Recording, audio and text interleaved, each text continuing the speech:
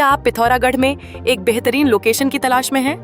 अब किराए पर उपलब्ध है 2500 स्क्वायर फीट का विशाल फ्लोर, जो बैंक, हॉस्पिटल, रेस्टोरेंट, बार, होटल, जिम या किसी भी व्यावसायिक प्रतिष्ठान के लिए एक आदर्श स्थान है। यह फ्लोर रोडवेज स्टेशन और कैमू स्टेशन के मध्य हरिओम होटल भवन में स्थित है। दोनों ओर सड़क की सुविधा होने के कारण यहाँ ग्राहकों की आसान पहुँच और शानदार विजिबिलिटी मिलती है। तो देर न करें, अधिक जानकारी एवं फ्लोर देखने के लिए नीचे दिए गए नंबरों पर आज ही संपर्क करें।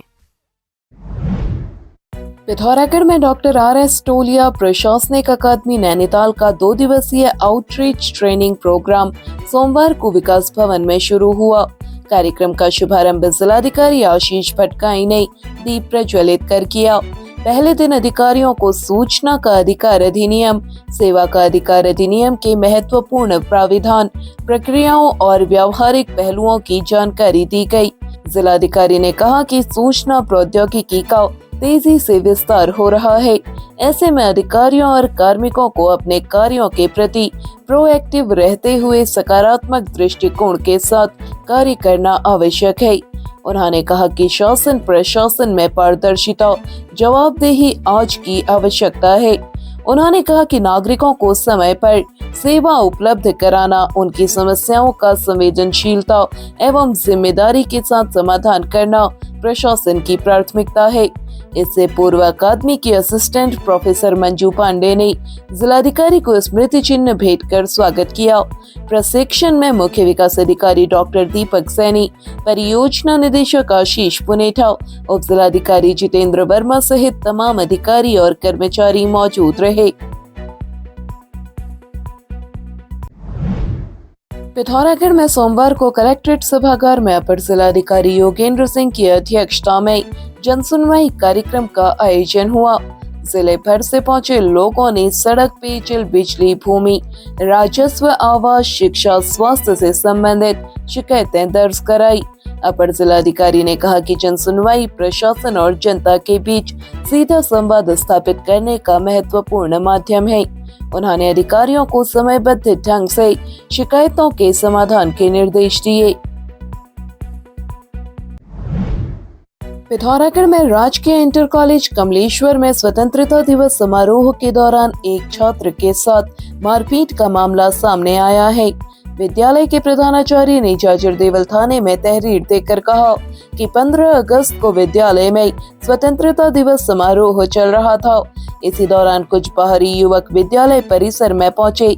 आरोप है कि प्रियांशु सोन उर्फ मनोज, समर सोन और कुछ अन्य अज्ञात युवकों ने विद्यालय के छात्र अभय शाह के साथ अचानक मारपीट शुरू कर दी।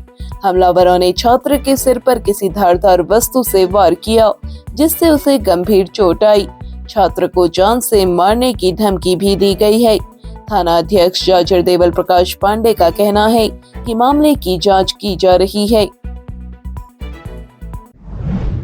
पिथौरागढ़ के रई क्षेत्र में सनवाल बैंड के समीप एक वाहन ने स्कूटी को टक्कर मार दी। सुबह करीब 7:20 पर घटना हुई। हादसे के बाद एक व्यक्ति ने घायल महिला को जिला अस्पताल पहुंचाया। घायल महिला बोलने की स्थिति में नहीं है। चिकित्सकों ने उसकी गंभीर हालत को देखते हुए उसे रेफर कर दिया।